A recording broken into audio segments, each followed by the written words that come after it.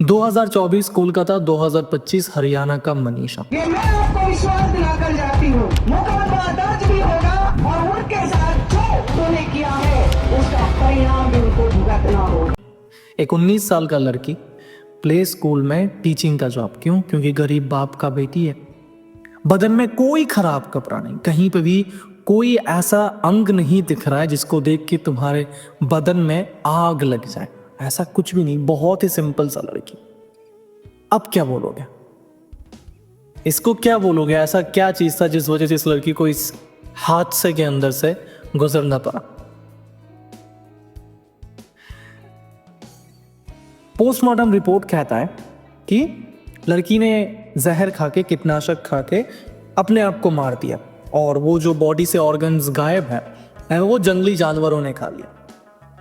तुम सोच कर देखो, लड़की का चेहरा पहचाना नहीं जा रहा है। ये जो है ये नहीं है, लड़की का किडनी नहीं है। जो जिस जगह से तुम और मैं हम लोग जन्म लिए हैं ना, वो ऑर्गन नहीं है। पोस्टमार्टम को मैं पढ़ नहीं पाया, इतना यानी भीतर के ऑर्गन गायब है। सच्चाई तो ये है, उसकी बच्चेदानी गायब है, उसकी किडनियां गायब है। 1-2 किलोमीटर के अंदर अंदर ऐसा क्या हो गया कि आसमान से अपराधी उतर गए। उस बेटी के साथ हुआ क्या है? उसकी बच्चेदानी गायब है, उसकी किडनी गायब है, उसके मुंह पे तेजाब डाला जाता है। जितना हार्ड उस बेटी का अगर आप पोस्टमार्टम की रिपोर्ट पढ़ेंगे ना तो आप पढ़ नहीं पाएंगे, इतनी दरिंदगी की गई है। कुत्तों ने, जानवरों ने सोचा, जंगली जानवरों ने सोचा ना कि इसको खाना है, इसको खाना है, इसको खाना है। क्या लॉजिक है भाई, सच में क्या लॉजिक है? सच कहता हूं, अगर 2024 कोलकाता के केस को अगर सच में इंसाफ मिला होता ना, तो आज 2025 में हरियाणा का मनीषा जी के साथ ये नहीं होता। क्या कहोगे तुम?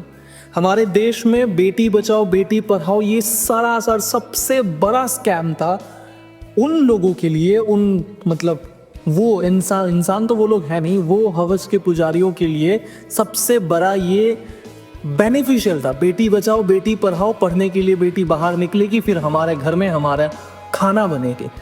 इससे अच्छा ना भाई, बहुत अच्छा था, बेटी को घर पे रखो, घर के अंदर ही रहने दो, बाहर मत निकालो उसे। वही अच्छा था, एटलीस्ट सेफ था और पता था कि भाई घर के अंदर कोई घुस के नहीं मार सकता। मेरे बेटी को मारने से पहले तुझे मुझसे होके गुजरना होगा और मैं अगर मरूंगा तो तुझे भी साथ लेके मरूंगा। बेटी बचाओ बेटी पढ़ाओ दुनिया का सबसे बड़ा भारत के अंदर स्कैम था। इस वीडियो को देखो। बेटी कभी भी आत्महत्या नहीं कर सकती। मेरे को इतना उसके ऊपर विश्वास है और प्रशासन करेगी उसने आत्महत्या की है। मेरे को ना उसका न्याय चाहिए है।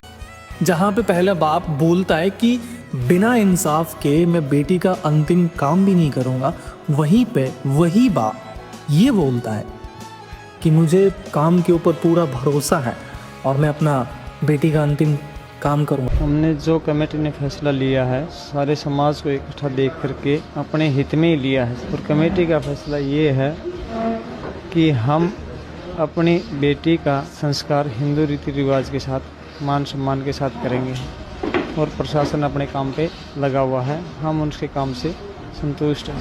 क्यों? पैसा। कहते हो ना कि पैसों से खुशियां नहीं मिलता। तुम भारत देश के अंदर हो और तुम्हें पता है तुम बहुत बड़े बाप का औलाद हो, तुम खुद बहुत बड़े रईस हो, तो इस पूरे दुनिया में अगर तुम्हारे पास पैसा है, पूरे दुनिया में नहीं, सॉरी माफ करना, भारत के अंदर तुम्हारे लिए क्राइम करना बहुत मामूली सा बात है, खेल है और कुछ नहीं। लेकिन यही काम अगर बाहर के देश में हुआ होता ना, 24 घंटे से 72 घंटा भी नहीं लगता, उस पूरे मतलब उस क्राइम के अंदर जो शामिल होता ना, हर किसी को ठिकाना लग जाता। यार तुम 100% सेफ्टी नहीं दे सकते, मुझे पता है, क्राइम को कोई नहीं रोक सकता। हर देश में क्राइम होता है, ऐसा कोई देश नहीं है कि जिसमें क्राइम नहीं होता है। लेकिन तुम भारत छोड़ के किसी भी देश के अंदर चले जाओ, देखोगे जो बंदा क्राइम करा 24 से 72 घंटे के अंदर अंदर वो खत्म है, उसका कोई नामो निशान नहीं।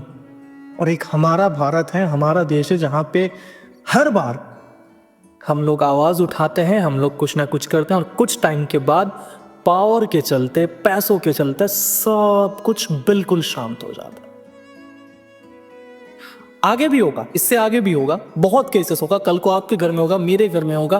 और देखो मुझे पता है कि कल को मेरे घर में ये चीज हो सकती है, मैं गरीब घर का हूं ना, तो भाई अगर वो केस आज, क्योंकि गरीब इंसानों के साथ ही तो हो रहा है, अगर आज मैं किसी बड़े बाप का, मैं तुम्हें कह देता हूं कि किसी बड़े बाप के बेटी के ऊपर तुम नजर डाल के देख लो,